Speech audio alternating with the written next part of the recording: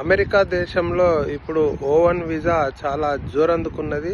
దానికి చాలా డిమాండ్ పెరిగిందని చెప్పుకోవచ్చు. గతంలో H1B వీసాకు డిమాండ్ ఉన్నట్లుగా ఇప్పుడున్న పరిస్థితుల్లో ట్రంప్ పెట్టిన నిబంధనలకు ఇప్పుడు అమెరికా రావడానికి మొగ్గు చూపడం లేదు.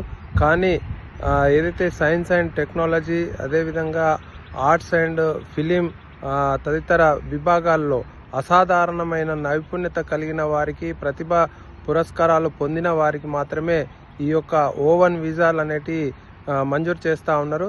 దీనికి ప్రధానంగా H1B వీసాకు ఫీజు చూసినట్లయితే $7,000 వరకు అయ్యేది. ఇప్పుడు మాత్రం O1 వీసాకు మాత్రం 10,000 నుంచి $30,000 ఫీజు ఖర్చు అవుతుంది. అయినప్పటికీ కూడా 93% ఖచ్చితంగా దరఖాస్తు చేసుకున్న వారికి ఈ యొక్క O1 వీసా అనేది లభిస్తూ ఉన్నది. అదే H1B వీసా చూసినట్లయితే కేవలం 37% మాత్రమే అభ్యర్థులకు ఆ వీసా లభిస్తూ ఉన్నది. అమెరికా మొత్తానికి ఈ O1 వీసాల ద్వారా భారీగా డబ్బు వసూలు చేస్తుందని చెప్పుకోవచ్చు. అమెరికా నుండి శ్రీనివాస్.